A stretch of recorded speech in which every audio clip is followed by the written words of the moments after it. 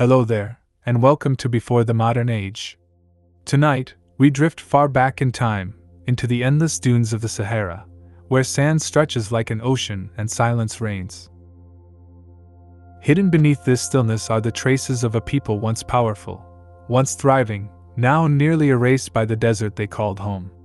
These were the Garamantes, a forgotten civilization whose story is written not in stone temples or golden tombs, but in the dust of forgotten oases. Close your eyes and imagine the Sahara not as a barren expanse but as a land alive with green valleys, scattered lakes, and corridors of life.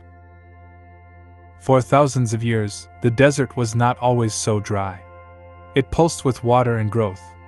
Within this landscape, the Garamantes emerged, farmers, traders, and builders of hidden cities.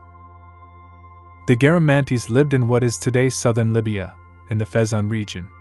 Their kingdom flourished from about 500 BC to 500 CE, overlapping with the rise of Rome. To the Romans, the Garamantes were a distant, exotic people beyond the edges of empire, known for swift chariots and mysterious desert strongholds. Roman writers describe them with a mix of fascination and fear. To their neighbors, the Garamantes were a people of resilience, who had carved out prosperity in one of the harshest places on earth. How did they do it? How did they build cities in the Sahara? The secret lies below the sand, in a forgotten engineering marvel known as the foggaras system. The Garamantes mastered underground irrigation. They dug tunnels beneath the desert, reaching down to hidden aquifers. From there, they built channels that brought water to the surface, sustaining fields of grain, groves of date palms, and orchards of fruit. Imagine underground rivers being tapped and guided with human hands, silent veins of water feeding life where none should exist. Archaeologists have traced hundreds of these foggaras. Some stretched for kilometers. Dug by hand, reinforced with stone, these tunnels reveal not only technical skill but also determination. Life in the desert was possible, but only through relentless effort. The Garamantes farmed wheat, barley, grapes, and even cotton. They bred livestock. Their oases became islands of life in a sea of dunes. Their capital was Garama, near modern-day Jarma. Here, mud brick buildings rose above the sand, markets bustled, and travelers rested from their long journeys. At its height, Garama may have held 4,000 people, with thousands more in the surrounding villages. For a desert kingdom, this was no small feat. The Garamantes had built an urban world in the Sahara. Yet they were not isolated. The desert was not only a barrier but also a highway. The Garamantes became masters of trade, their caravans moving across the sands like ships on an ocean. They carried salt, slaves, and precious stones. In return, they received goods from faraway lands, glass from Rome, textiles from the Mediterranean, and perhaps even spices and silks from beyond. But the Garamantes were not always peaceful traders. They were also raiders. Roman records describe them attacking settlements in North Africa, driving their chariots swift and light across the sand. These were not the grand war chariots of Egypt but smaller, desert-adapted vehicles. Pulled by horses, they moved quickly across the dunes. To the Romans, the Garamantes were troublesome shadows of the desert, appearing suddenly and vanishing back into the sands. Over time, however, trade outweighed war. The Garamantes became a bridge between worlds, between Rome and sub-Saharan Africa, between the Mediterranean and the heart of the desert. They were middlemen of the Sahara, making profit from its dangers. Still, their power rested on water. The foggaras system required constant maintenance. Without workers to clear the tunnels, water flow slowed. Without water, crops withered. And unlike rivers, the aquifers were finite. The Garamantes were drawing on fossil water, ancient reserves that would not be replenished in human timescales. As centuries passed, wells ran dry, and the desert tightened its grip. By 500 CE, the Garamantes were in decline. Climate shifts deepened the drought. Trade routes changed. The Romans themselves weakened, leaving fewer partners for exchange. Slowly, cities were abandoned. Farmers left their fields. The foggaras collapsed, and sand filled the once busy streets. The Garamantes faded into legend, remembered only dimly by those who followed. Today, archaeologists are uncovering their story piece by piece. From satellite images, the traces of their fields and irrigation systems appear like ghostly patterns. Excavations at Garama reveal homes, pottery, and inscriptions. Ancient skeletons, buried in desert cemeteries, tell of lives both hard and surprisingly long. These remains show a people adapted to their land, scarred by the harshness of climate, but sustained by ingenuity. The Garamantes remind us that the Sahara is not empty. Beneath its dunes lie forgotten cities, buried systems of water, and the memory of people who lived where we would not expect life to thrive. They show that even in the harshest desert, civilizations rise, only to fall when their lifeline dries up. As the night deepens, imagine walking among the ruins of Garama. The mud walls rise broken against the starlight. The air is still. Somewhere beneath your feet, collapsed tunnels once carried water, feeding life to a kingdom now silent. The desert has claimed it, but not completely. For as long as we remember, the Garamantes live again, whispers of a people who built an oasis empire in the heart of the sands. The desert is not dead. It is alive with memory. Every grain of sand is an archive, shaped by wind, hiding layers of forgotten history. In its vastness, the Garamantes left a mark. Though their kingdom has fallen silent, echoes remain, waiting for us to notice. Imagine standing on the edge of the Fezan Basin at dusk. The horizon glows with a fading amber light. The air cools after the fierce sun. Around you, dunes rise like frozen waves. But in the hollows, green appears, palms, shrubs, patches of cultivated land. This is what the Garamantes saw. Oases scattered like jewels, linked together by invisible veins of water. Archaeologists describe the Garamantes not only as survivors but as innovators. Their foggaras, those underground aqueducts, were more than technology. They were lifelines, binding society together.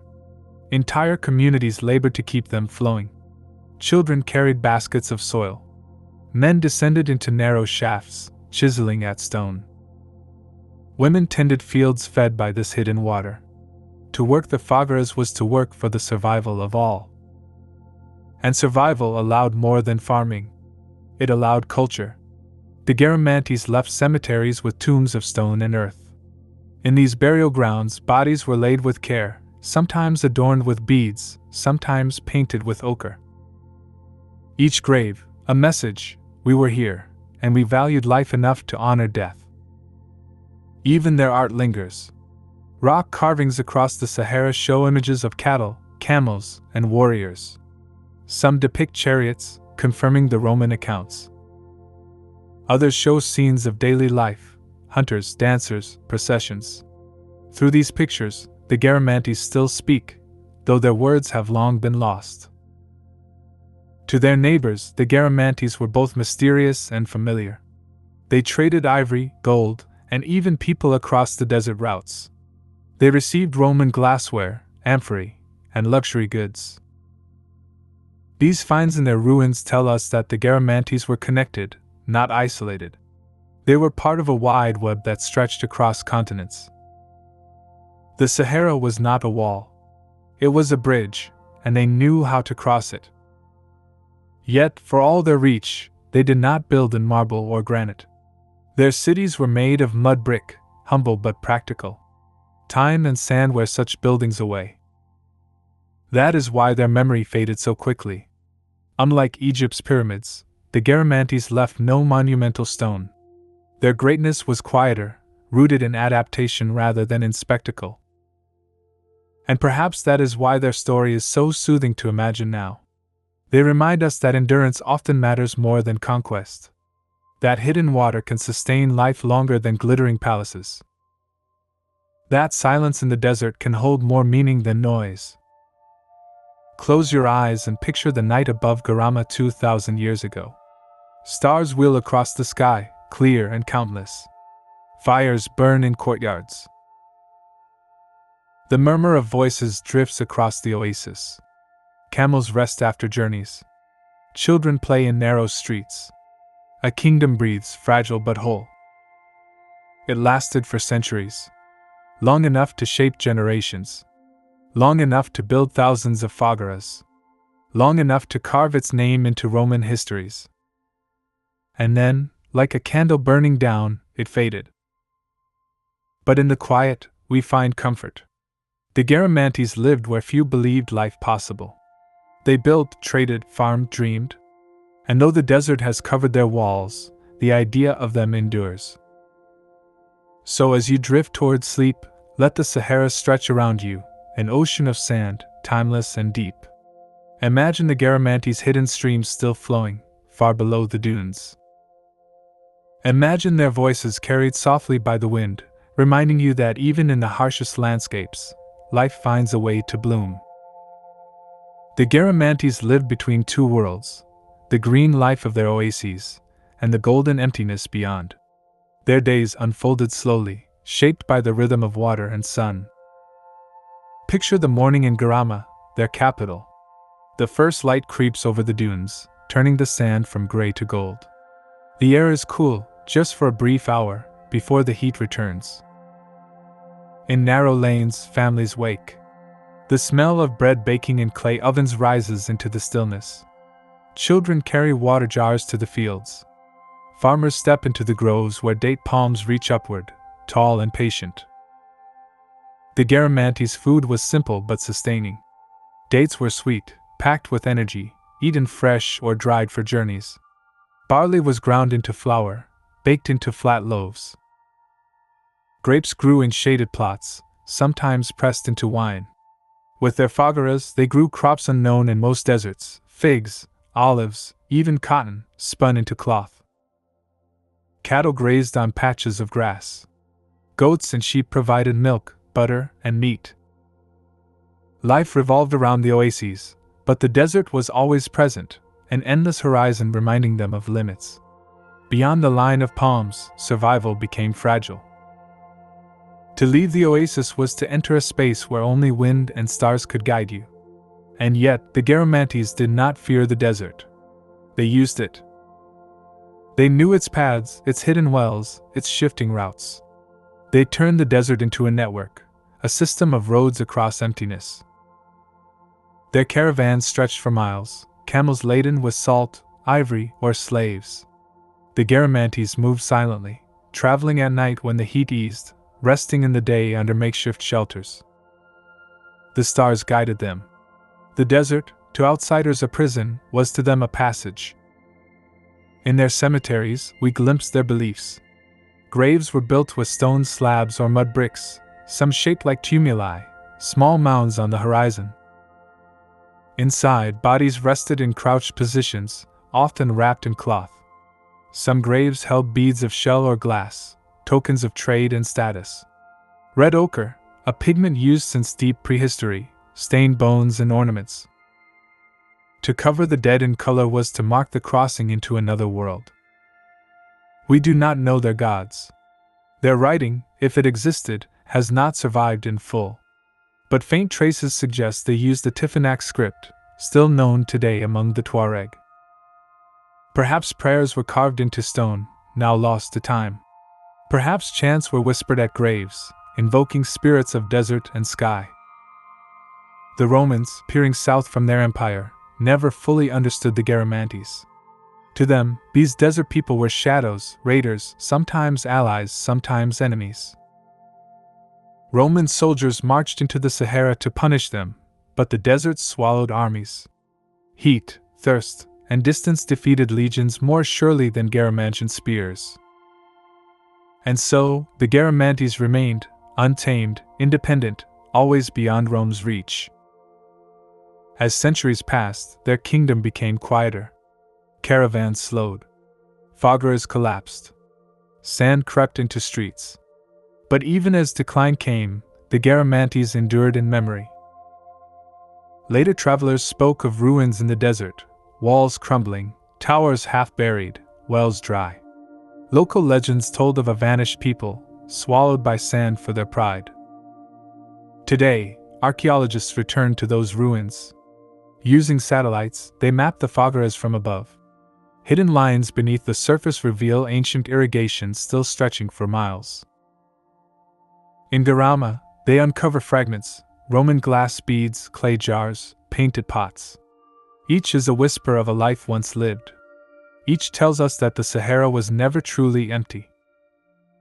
The Garamantes show us that civilizations do not only rise in fertile valleys or on great rivers. They can bloom in deserts, with ingenuity as their water. Their greatness was not in monuments but in survival, not in conquest but in adaptation. So as night deepens, imagine resting in a Garamantian oasis. The palms rustle softly. A stream flows through fields, fed by hidden foggaras. Above, stars shine with perfect clarity, the same stars that once guided their caravans across the dunes. In this silence, the Garamantes live again, not as ruins, but as voices carried by the desert wind. Every story bends toward an ending. For the Garamantes, the decline was not sudden, but slow, like a well running dry. Their lifeblood, the foggaras, demanded constant care. Tunnels collapsed, shafts filled with sand, and the flow of hidden water dwindled. Each year, the work grew harder. Each year, the desert pressed closer. Maintaining thousands of underground channels required more labor than the kingdom could supply. Without the foggaras, fields shrank. Palms withered. The oases grew thin. Trade, too, began to change. For centuries, caravans crossing the Sahara had passed through Garamantian routes. But new powers rose, redirecting commerce along other paths. Goods bypassed Garama, and wealth slipped away like water through cracked clay. Without trade, the Garamantes lost their place in the desert's web. Climate played its part. Evidence suggests that the Sahara grew harsher during their final centuries. Rains that once fed shallow aquifers failed more often. Wells ran dry. The land hardened. A kingdom built on hidden water found itself cornered by thirst. And so, the Garamantes faded. Their capital emptied. Their foggaras collapsed. Their fields turned to dust. By the Middle Ages, only scattered memories remained, ruins, names, and stories told by travelers who crossed the Fezzan. Yet their disappearance was not a true vanishing. Their descendants survived among the Tuareg and Berber peoples who still move across the Sahara. Their script, Tifinagh, lingers in inscriptions. Their knowledge of desert travel echoes in the routes used even today. The Garamantes ended as a kingdom, but not as a people. Modern science brings them back into view.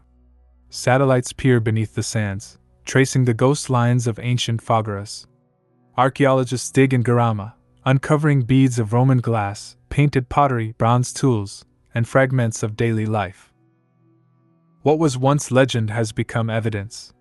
We now see that the Garamantes were not a footnote, but a civilization that thrived in one of the harshest places on earth. Their legacy is more than ruins. It is a lesson. That ingenuity can bloom where least expected. That deserts hold not only emptiness, but history. That survival itself can be a form of greatness. As you rest, imagine standing in the Fezzan under a moonlit sky. The dunes stretch to infinity, pale and quiet. Beneath your feet, tunnels once carried water. Around you, walls of Garama crumble, softened by centuries of wind. And yet, in that silence, there is no despair. Only stillness. Only memory. The Garamantes remind us that all civilizations, even the greatest, are temporary. But nothing is ever truly lost. Sand buries. Time erases. Yet stories remain. And tonight, as the desert dreams, so too does their forgotten kingdom. In the wide, sun-baked landscapes of Arabia and Jordan, where the air itself seems dry with memory, lies the story of a people who defied the desert. They were the Nabataeans, traders, builders, and above all, masters of water. To imagine their world, you must first strip the land bare. No rivers to carry boats. No forests to build upon. No gentle rains to count on. Only silence, wind, and stone. The desert was their stage, and survival was their art. Yet from this emptiness, they carved cities of wonder. The Nabataeans did not look for fertile valleys, nor did they seek out lush pastures. Instead, they settled where most would see only hardship: canyons, dry riverbeds, high plateaus. To others, these places were barren. To the Nabataeans, they were opportunities waiting to be revealed. Every hidden crack could channel rain. Every cliff could conceal a cistern. Every valley could be made to bloom, if you knew how to listen to the desert. Their greatest creation was Petra, a city cut directly into the cliffs of rose-red sandstone. To reach it, travelers passed through the Sick, a narrow gorge more than a kilometer long, so tight in places that only a sliver of sky could be seen overhead. Walking through, the noise of the outside world falls away. The canyon bends and turns, until finally, the walls part to reveal the treasury, its carved face rising like a vision from stone. Columns, statues, and pediments stand not as buildings added to the land, but as the mountain itself transformed into architecture. But what cannot be seen at first glance is the true secret of Petra, its hidden lifeblood. Without rivers, Petra should never have existed. Yet the Nabataeans made it flourish, sustained by channels and pipes cut into the very walls of the Sick. As rainwater rushed through the canyon during desert storms, they guided it, softened its power, and captured it in vast underground cisterns. What nature delivered in violent bursts, they turned into calm reserves. With this water, they grew orchards, filled pools, and created a city that could last not days, but centuries. And Petra was not alone. Across the desert, the Nabataeans built a network of smaller water cities and fortified stations. At places like Avdat, Hydra, and Mada Sala, the same ingenuity can still be traced. Cisterns hidden beneath courtyards. Dams carved across wadis. Terraces coaxed into green. Each outpost was both a refuge and a jewel, resting places where caravans carrying incense and spices could pause to drink, trade, and pray.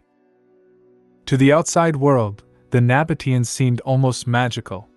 Romans, Greeks, and travelers from distant lands all marveled at their ability to create abundance where others saw nothing but sand. Their wealth was not simply from trade, but from their ability to survive in places no rival could follow. Their water cities were strongholds of endurance, and in endurance lay power.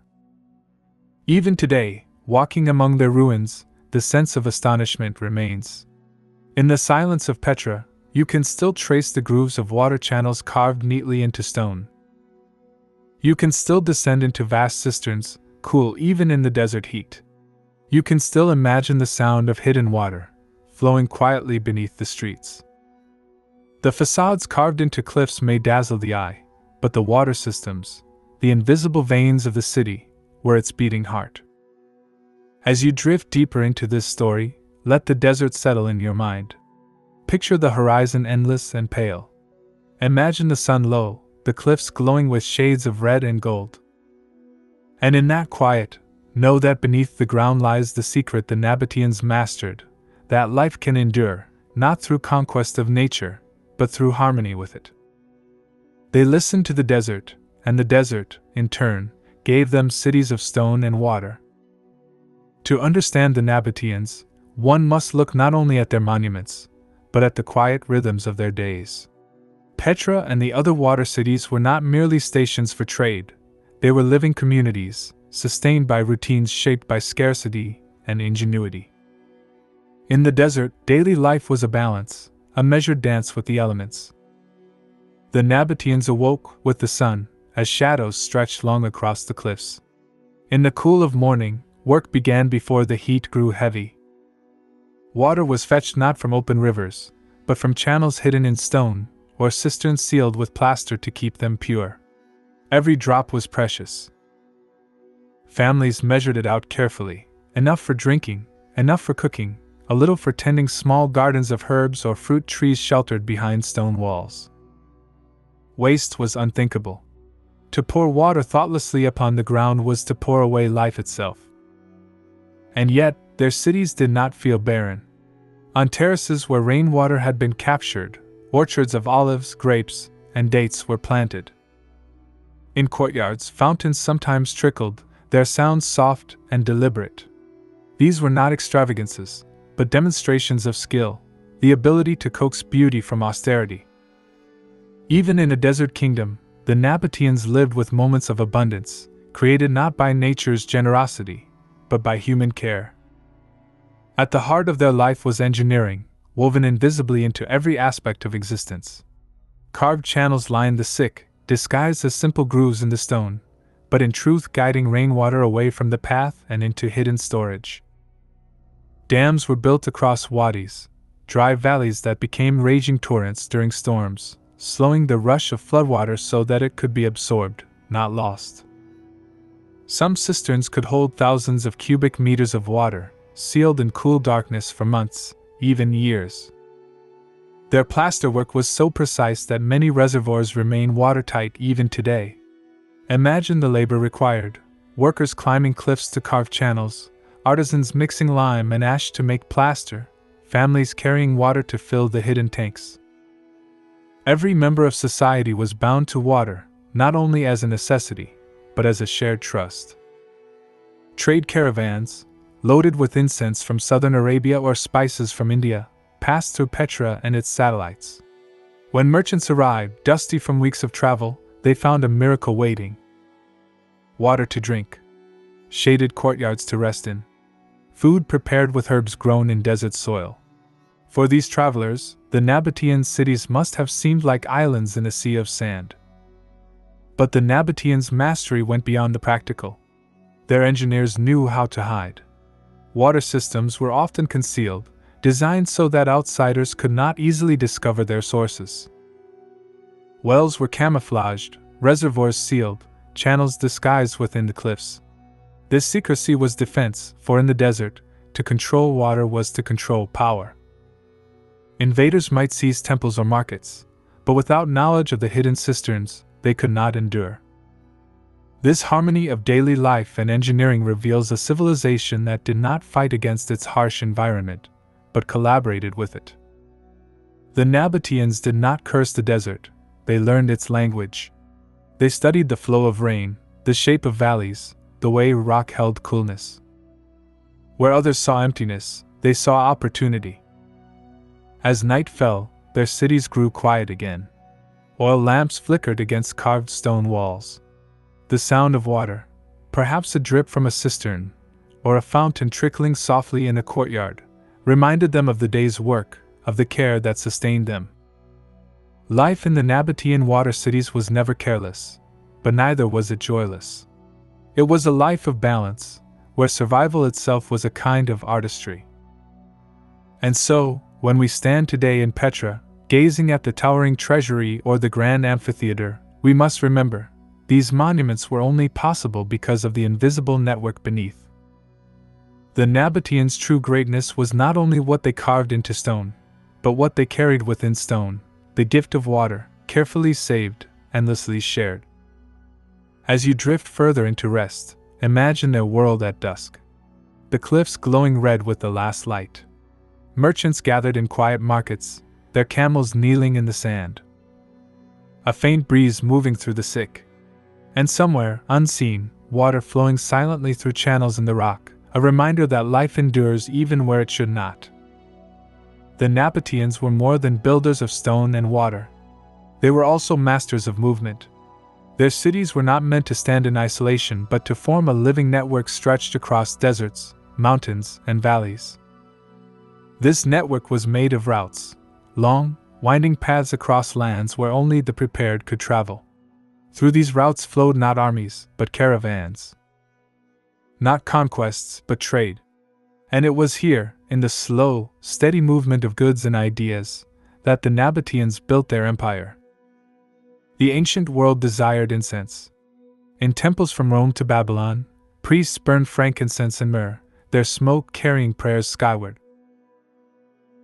These resins came only from the trees of southern Arabia, hundreds of miles away. To bring them north required routes of endurance, where only the strong and the skilled could succeed. The Nabataeans became the guardians of these routes. Their water cities, with hidden cisterns and guarded wells, were the lifelines that made the journey possible. Caravans of camels stretched across the horizon, laden with sacks of resin, bundles of spices, and bolts of silk. Each step was deliberate, each pause measured. The desert was no place for waste. Travelers timed their movements from one Nabataean station to the next, knowing that without the cisterns dug into rock and the channels carved into wadis, the journey would be death. To those who came from the outside, the Nabataeans seemed like magicians of the sands, knowing where water lay hidden, how to guide a caravan through shifting dunes, how to emerge safely from landscapes that swallowed the unprepared. But the caravans carried more than incense. They carried pepper from India, pearls from the Persian Gulf, glass from Syria, even whispers of ideas, languages, and faiths. As goods passed through Petra, wealth accumulated, but so did knowledge. This is why Petra was not only a trading station but also a cultural crossroads. Its streets echoed with many tongues. Its markets held wares from worlds apart. Its walls bore the symbols of gods both local and foreign. The Nabataeans grew wealthy, but their wealth was quiet. They left few written records, preferring secrecy. Their empire had no vast armies, no imperial bureaucracy carved in stone. Instead, its strength lay in what was hidden: networks of wells, contracts written in memory, alliances woven with merchants. Power was not shouted, but whispered. It flowed like their water, controlled, concealed, released only when needed. Even Rome, with its legions and roads, marveled at the Nabataeans. For centuries, the Romans tolerated their independence, knowing that to control the desert without Nabataean knowledge was impossible. Only later, when Petra had already reached its height, did Rome finally absorb the kingdom. But by then, the Nabataeans had already shaped centuries of trade, their routes and cities etched into the geography of the desert. To walk these routes now, in memory, is to see not armies marching, but caravans swaying. Imagine the sound of camel bells in the twilight, the low voices of merchants sharing news from far lands, the faint aroma of spices drifting from open sacks. Along the way, a Nabataean outpost appears, not grand like Petra, but secure, with cisterns beneath and walls of stone. A station where water is drawn carefully, where food is shared, where rest is found before the desert takes its toll again. This hidden empire did not spread with swords but with survival. The Nabataeans did not seek to dominate vast populations, but to control the narrow lifelines of trade. In the silence of the desert, they built a power that was both fragile and enduring, invisible yet essential. It was an empire not of conquest, but of passage. And in that passage, they found greatness. As you rest deeper, let the picture of their routes linger. Long roads vanishing into horizon, marked only by stone cairns. Caravans moving slowly, always toward the next hidden city of water. And at the center of it all, Petra, glowing with firelight against the cliffs, a jewel sustained by what the desert gave sparingly, and what the Nabataeans guarded carefully. Every empire built in the desert walks a narrow path. It survives as long as the balance holds, as long as trade flows, as long as water can be stored, as long as routes remain secure. For the Nabataeans, this balance lasted centuries. Yet, like all civilizations, their strength was not eternal. Slowly, the currents that had sustained them began to shift. The first challenge came from the world itself. Trade routes that once depended on caravans across the sands began to change. New sea lanes opened, connecting India and Arabia directly to Roman and Mediterranean ports. Ships could carry greater loads than camels, and the sea, though dangerous, did not thirst for water the way the desert did. Step by step, the incense trails that had made Petra rich grew quieter. Caravans still passed, but fewer with each generation. The second challenge came from power. Rome, the empire of roads and legions, stretched ever closer. For a time, Petra thrived alongside it, supplying and cooperating. But Rome had little patience for kingdoms that stood apart. In 106 CE, Emperor Trajan annexed the Nabataean lands. Petra became part of the province of Arabia Petrea. Though the city continued to flourish for a while under Roman oversight, it was no longer the secret kingdom of water and trade it once had been. Its independence, which had been its defining strength, was gone. The third challenge came from nature itself. Earthquakes shook the region, damaging channels and cisterns, toppling temples and facades. Without the delicate maintenance of Nabataean hands, the water systems began to falter. Even the most ingenious reservoirs require care, plaster renewed, channels cleared, cisterns sealed. As the population declined, so too did the invisible veins of the city. The desert, patient as always, began to reclaim what had been borrowed. By the 7th century, Petra had faded into obscurity. Its markets silent, its facades crumbling. The world moved on, and the rose-red city became a memory, whispered in travelers' tales. For nearly 1,000 years, it remained hidden, visited only by nomads, its secrets guarded by the desert's silence. And yet, Petra was never truly gone. In the early 19th century, a Swiss explorer disguised himself in Bedouin robes and persuaded a local guide to lead him through the sick. Emerging before the treasury, he saw what the world had forgotten, a city carved from cliffs, glowing in desert light. His writings reintroduced Petra to the world, and slowly, its legacy returned. Today, Petra is counted among the wonders of the world. Tourists walk the sick, marvel at the treasury, climb to the monastery high above. Yet what they see is only the surface, the carved facades, the amphitheater, the temples. The true miracle, as always, lies hidden, the water channels along the canyon walls, the plastered cisterns beneath the ground, the invisible system that once gave life to stone. The Nabataeans' legacy is not just architecture, but a lesson. Survival is not only about strength, but about ingenuity. They remind us that even in the driest places, even in lands that seem empty, human creativity can draw forth abundance. They remind us that power can come not from conquest, but from care, care for water, care for trade, care for the delicate balance of life in the desert. And their memory lingers in more subtle ways.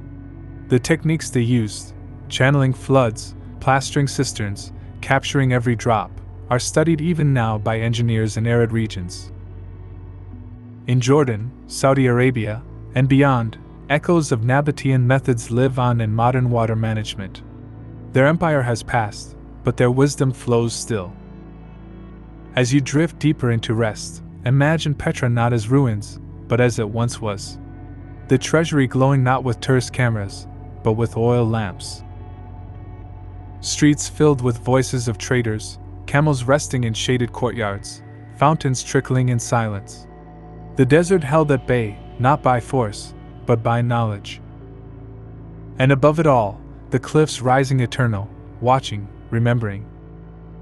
The Nabataeans may be gone, but the desert still whispers their name. In every hidden cistern, in every carved channel, in every stone that glows with evening light, their story endures. A reminder that civilizations rise and fade, but wisdom, once learned, never fully disappears. In the far south of Arabia lies the Rub al-Khali, the empty quarter. It is the largest continuous desert of sand on Earth, a place so vast that even today it remains largely uninhabited. Dunes rise like mountains, some taller than cathedrals, shifting constantly in the wind. They bury paths, swallow tracks, and erase landmarks.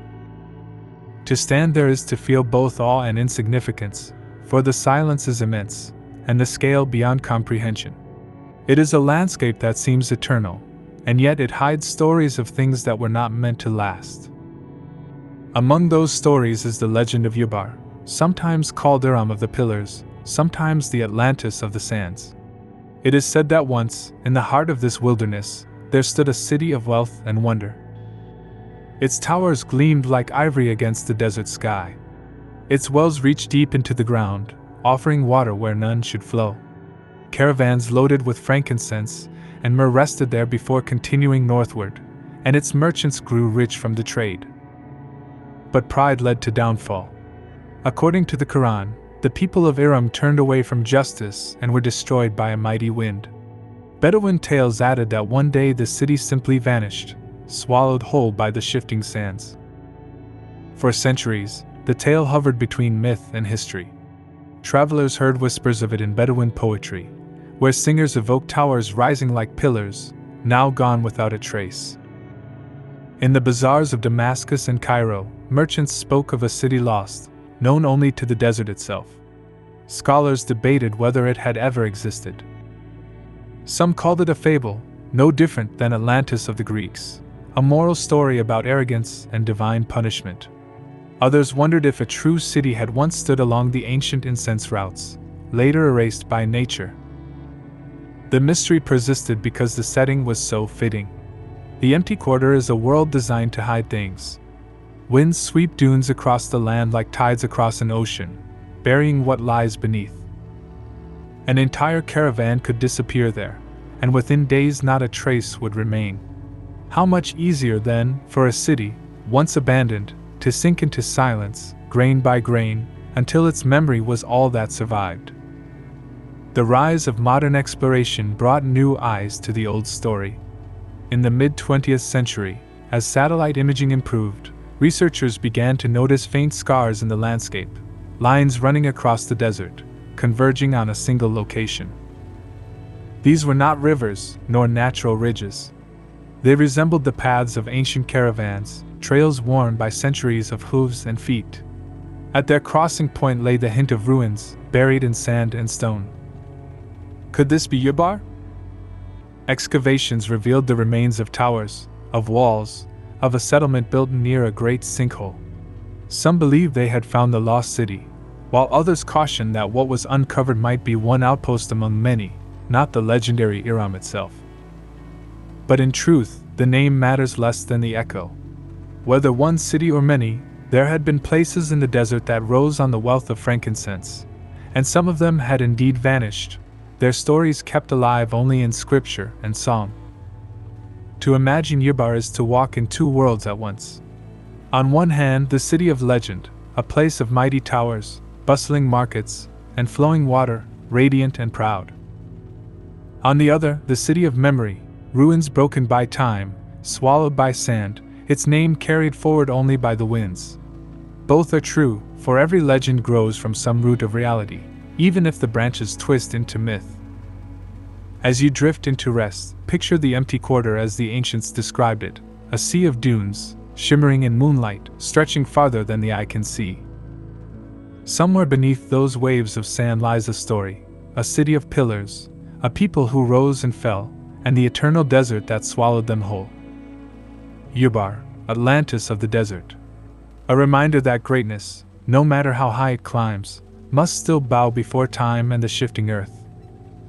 Long before the desert swallowed Ubar, it flourished because of a tree.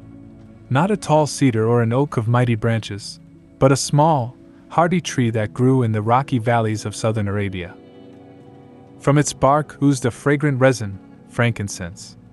When dried, its pearls burned with a smoke so sweet and so pure that temples across the Mediterranean demanded it. Priests of Egypt, Greece, and Rome used it in rituals, believing its rising smoke carried prayers to the heavens. Myrrh, another resin, was treasured for medicine and perfume. Together, these fragrant substances were as valuable as silver and gold. To carry them northward from the groves of Oman and Yemen, caravans were formed. Hundreds of camels, laden with heavy sacks, plodded across the deserts, their bells jingling in rhythm with the sand. The journey was long, sometimes thousands of kilometers, to reach markets in Damascus, Petra, and beyond. Along the way, the caravans needed water, shelter, and safety. Out of this necessity, oases and trade stations grew into towns, and some of those towns grew into cities. Ubar, it is said, was one such city, perhaps the greatest of them all. The caravans made Ubar rich. Imagine the scene: long lines of camels arriving from the south, their drivers weary but relieved to see towers on the horizon. At the gates, scribes and overseers recorded goods, collected tolls, and directed merchants to the markets. Stalls filled with baskets of resin, jars of oil, and bolts of cloth. Local craftsmen worked ivory, copper, and glass, offering goods to travelers. Foreign coins changed hands, Greek and Roman as well as Arabian, for Ubar was a crossroads of worlds. Water was life, and Ubar guarded its wells fiercely. Deep shafts, dug into the limestone, brought water up from hidden aquifers. To the traveler, it seemed a miracle. In a place where dunes stretched endless and empty, there was cool water, shaded courtyards, and rest. Gardens of date palms may have grown within the walls, nourished by this hidden supply. The city's towers rose high, not only as symbols of wealth but as landmarks for travelers approaching across the horizon. They proclaimed, "Here is safety, here is life in the desert." But prosperity carried risk. To control the frankincense trade was to control wealth beyond measure. Rome's empire hungered for incense, importing thousands of tons each year. Temples demanded it, households prized it, physicians prescribed it. Ubar, at the heart of these routes, became more than a city, it became a gatekeeper. Whoever controlled Ubar controlled the fortune. Caravans could not avoid it, for its wells and markets were essential. And so, tribute and tolls poured into its coffers, and its people grew proud. Legends tell of this pride. That the people of Iram became arrogant, building lofty towers to display their greatness, forgetting the humility required in the desert. Whether history or allegory, the idea carries truth. Wealth in such abundance often breeds overconfidence. The greater the towers, the more fragile they become when the earth shifts beneath them. Yet at its height, Ubar must have seemed eternal. The caravans came and went, each bringing wealth. The city's name spread far and wide, its pillars a symbol of prosperity.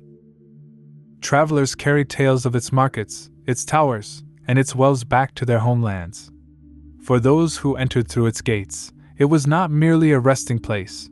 It was proof that human skill could master even the most merciless desert. Now, as you close your eyes, picture such a caravan. The desert is quiet under starlight, and the line of camels stretches into the distance, each step soft in the sand. Bells chime gently. The smell of frankincense lingers in the night air, even before the caravan reaches the city. And then, at last, towers rise from the horizon like a dream. This is Ubar, the city of the sands, born from trade, enriched by incense, sustained by water, and remembered by legend. For every city that rises in the desert, there comes a time when the sands take their due. Ubar, so rich and proud, was no exception. Its fall is told in whispers, in verses, and in warnings passed from one generation to the next. The Quran speaks of the people of Iram, the people of the pillars, who grew arrogant in their prosperity. It tells that they turned from justice, ignored humility, and lived in excess. And so, it says, a mighty wind was sent upon them, an endless storm that raged for days, sweeping their city away as if it had never been. Bedouin storytellers echo the tale in their own way. They say Ubar was swallowed whole, its towers sinking into the desert, leaving only silence where once there was laughter and trade. Legends aside, the desert itself holds its own explanations. Ubar was built near a limestone shelf riddled with underground caves. For centuries, its wells drew water from hidden aquifers, sustaining its gardens and caravans. But such gifts come with fragility. Over time, the rock weakened, undermined by the very water that had given life. At last, part of the ground gave way, collapsing into a sinkhole. The city, perched on this fragile stone, may have crumbled into it. Towers that once stood proud were tilted, broken, and buried. To those who witnessed it, the destruction would have seemed divine, an entire city swallowed in moments. But collapse was not only physical. trade shifted. As sea routes grew stronger, caravans diminished. Ships carrying spices, silks, and incense bypassed the long desert paths, reaching Rome and the Mediterranean more directly. Without the endless trains of camels, Ubar's markets emptied. Wealth dwindled. What had been a bustling hub became a lonely outpost. Once the lifeblood of caravans ceased, even strong walls and deep wells could not preserve the city. The desert reclaims not through sudden storms alone, but through silence, through the slow drying up of life. Imagine standing there as the end began. A merchant arrives with his caravan, but the market stalls are half empty. The scribes no longer record long lists of goods, for few arrive. The wells still yield water, but the laughter of travelers has faded. Towers show cracks where the wind has worn them down. Sand drifts higher against the walls with each season, creeping inward as if the desert itself is marching on the city. And then comes the day when the collapse strikes. Whether by storm or sinkhole, or by slow abandonment, Ubar falls. A storm rises with shrieking winds, sand scouring the towers until they break. Or the ground shudders and caves in, leaving a hollow where once stood pillars. Or perhaps it is quieter than that, families leaving, houses emptying, streets falling silent, until the city is gone, not with a roar but with a whisper. The desert is patient. Grain by grain, it drifts and covers, erasing walls, smoothing ruins, and cloaking all memory. In time, no traveler can find the path. Where once a city thrived, there is only rolling sand. And when the winds blow just right, Bedouins say you can still hear faint echoes, bells of camels, voices in the night, and the sigh of towers sinking into the earth. As you drift deeper into rest, hold this vision: the desert as an ocean, its dunes like waves, swallowing a proud ship named Ubar. No matter how high the sails were raised, no matter how bright its towers gleamed, the desert sea took it back, as it has always done. Pride fades, trade shifts, stone crumbles, but the sands remain, eternal, patient, and unbroken. Before the desert swallowed Ubar, before Petra's stones glowed in evening light, before temples rose in Greece and Rome, there was the tree. A small, gnarled tree clinging to the dry valleys of Oman and Yemen. Its bark, when cut, bled drops of resin. When hardened, these drops became pearls of frankincense. Burned on coals, they released a white smoke, fragrant, sweet, and rising like prayer. To the ancients, this smoke was not merely perfume. It was sacred. Egyptians offered it to Ra at dawn, believing the god of the sun welcomed its scent as he rose. In Greece, it was burned in the temples of Apollo and Artemis. Rome demanded it in staggering quantities. Priests waved censers heavy with it before marble statues of their gods. Wealthy citizens filled their homes with its perfume. Physicians ground it into medicines for wounds, for fevers, for melancholy. Frankincense was more than ritual. It was connection. To burn it was to bridge earth and heaven, to link mortal breath with divine air. Its value was so great that caravans guarded it as if it were treasure, and kings counted it among their most prized tributes. Myrrh, its sister resin, shared this fate, used in embalming, healing, and anointing. Together, they were substances of wonder, born of desert bark, yet demanded by the farthest corners of the known world. The routes that carried them stretched for thousands of kilometers. From the Dhofar mountains of Oman and the valleys of Yemen, camels moved northward, carrying resin in baskets and sacks. Each caravan numbered hundreds of beasts, their feet steady on sand, their bells jingling as they walked. The journey was long, weeks and months beneath a merciless sun. Oases became lifelines, cities like Ubar, Petra, and Gaza waypoints on the road. Imagine it, a night in the desert. The stars blaze cold and brilliant above. Around a caravan campfire, resin is tossed onto coals. A plume of smoke rises, filling the night with its sweet, otherworldly fragrance. For the weary travelers, the smell is not only comfort but fortune itself. That same smoke will drift one day in the temples of Rome, before the altars of gods who have never seen the tree that bore it. Thus, the incense was more than a substance. It was a thread. a thread woven across deserts, across empires, binding distant worlds through a fragile tree and its resinous tears. The road of incense was not a single path, but a web. From the groves of southern Arabia, where frankincense trees clung to rocky hillsides, caravans traced routes northward. Each step was measured against the desert's trials, thirst, hunger, heat, and bandits. To survive was as great an achievement as to trade. The caravans began in Dhofar, in present-day Oman, and in Hadramaut, in Yemen. There the frankincense was harvested by careful hands, the bark cut with precision so the resin would bleed slowly. Drops hardened into pale tears, collected over weeks and stored in baskets lined with palm fiber. Once packed, the baskets were loaded onto camels, each beast carrying as much as 150 kilograms, their humps swaying as they rose to march. The roads stretched into emptiness. First came the barren plateaus, where the earth cracked under the sun. Then the sand seas, dunes rolling like waves, each horizon deceiving with its endless curves. Days were measured not by clocks but by the strength of the camels and the nearness of wells. The caravans traveled at night whenever possible, guided by the stars. Orion, the hunter, pointed north. The North Star, Polaris, was a steady beacon, holding direction steady as the desert shifted around them. During the day, the sun's heat forced rest in shaded shelters or beneath cloth tents. To travel then was to risk death. Yet there were lifelines along the way. Oases such as Shabwa, Najran, and Dedan became jewels of the desert. Here water welled up from deep aquifers, feeding date palms and groves. Here weary camels could drink, and their drivers could rest. Traders exchanged not only incense, but also news, reports of wars in the north, of Roman demand, of Nabataean tolls in Petra. Each oasis was both a market and a sanctuary, where stories and goods mixed. But danger never slept. The desert had its raiders, tribes who watched from ridges, waiting to strike. Caravans were heavily guarded, men armed with spears, bows, and curved swords. The ringing of camel bells was often accompanied by the watchful silence of scouts, eyes always searching the horizon for dust clouds that meant ambush. Still the trade endured. Each step was profit.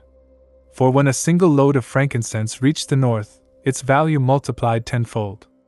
What began as resin in a quiet grove became wealth in Petra, gold in Gaza, and power in Rome. Imagine the scene, a caravan cresting a dune at dusk, its lines stretching far behind. The camels move in silence, except for the soft rhythm of their feet. The horizon glows with the last light, and far ahead, a green patch of palms signals an oasis. For the merchants, it is not just survival.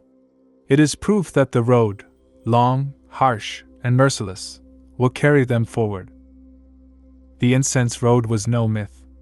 It was the artery of the desert, pumping wealth, faith, and connection across thousands of kilometers. Through it, deserts became bridges, not barriers. Far to the north, where the incense roads converged, stood a city carved into living stone. Petra, the rose-red capital of the Nabataeans, was not just a city but a gate.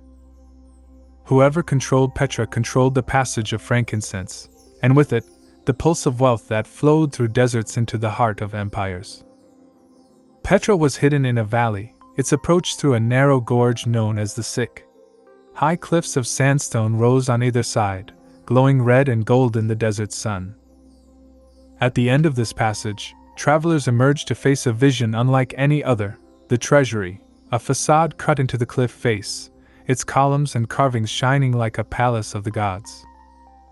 For merchants arriving with their caravans, this sight meant arrival, safety, and exchange. The Nabataeans understood water as well as they understood trade. They carved cisterns into the rock, channeled floods into reservoirs, and built aqueducts to keep the city alive. In Petra, even in the harshest months, water flowed. This mastery allowed them to hold power, for they could host caravans in comfort and levy tolls on all goods passing through. The incense was weighed and taxed. Merchants rested while deals were struck. Roman envoys walked Petra's streets, their cloaks brushing against Nabataean traders in desert robes. Camels knelt, their loads unfastened, while buyers examined the resin, its color, its purity, its fragrance when burned. Not only incense but also spices, silks, and pearls flowed through Petra, making it one of the richest cities of its time. Beyond Petra, the goods traveled onward, north to Damascus, then west to Gaza, where ships waited to carry them across the Mediterranean. From there, frankincense found its way into the temples of Athens, the basilicas of Rome, and the shrines of distant provinces. Every puff of fragrant smoke in a foreign sanctuary was a reminder of the desert roads and the hidden groves of Arabia. But Petra was not the only gateway. Other centers rose and fell along the incense routes. The kingdom of Cataban in Yemen thrived on its southern links, while Gaza prospered at the western edge as Rome's receiving port. Each city was a bead on a long necklace of trade, strung together by the footsteps of camels and the will of desert tribes. To imagine Petra at its height is to see a city of color and sound. Columns painted bright red, streets filled with shouting merchants, camels braying as their drivers unloaded sacks, the air thick with the scent of spices and the faint perfume of burning incense offered to the gods of trade. At night, fires glowed in the courtyards, and the cliffs themselves seemed to come alive, their sandstone shifting with the colors of torchlight.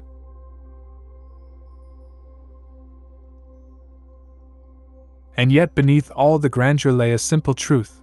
It was the resin of small desert trees that made it possible. Without frankincense, Petra would have been a canyon of stone, silent and empty. With it, the city became the jewel of Arabia, a bridge between the sands and the seas. Every road has its season. The incense routes, which once pulsed with caravans, oases, and glittering cities, slowly fell silent. The decline did not come all at once, like a sudden storm. It came like the desert wind, steady, relentless, wearing down stones and empires alike. The first challenge came from the sea. Mariners of Arabia, India, and the Red Sea learned to ride the monsoon winds. Their ships could sail from the ports of southern Arabia directly to Egypt and beyond. A journey that took months across sand now took weeks across water. The sea was dangerous, but cheaper and faster than the endless marches of camels. Rome encouraged this shift. Egyptian ports such as Berenice and Neos Hormuz became gateways for spices, incense, and silk.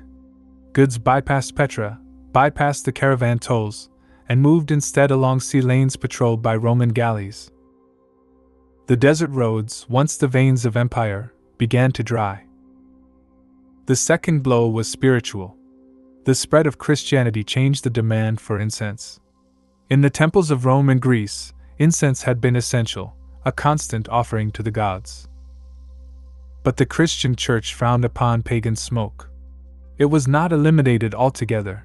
Incense survived in ritual, in churches, in funerals, but the vast, empire-wide demand shrank. The once sacred resin, for centuries worth its weight in gold, lost part of its market. Petra itself faded. When Rome annexed the Nabataean kingdom in 106 CE, the city lost its independence. Trade continued for a time, but the balance had shifted.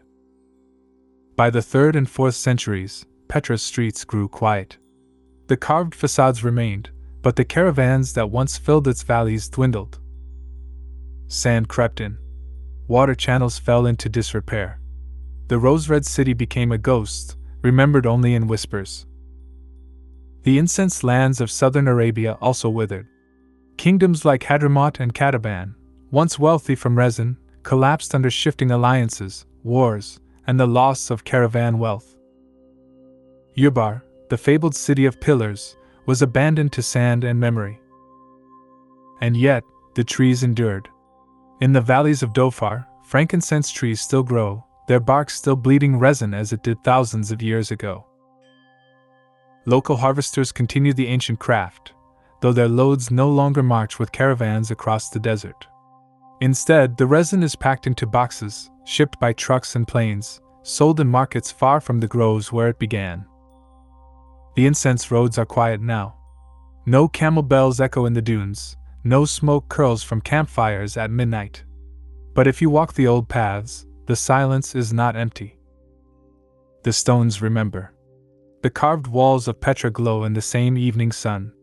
The ruins of desert kingdoms still rise, fragile but defiant.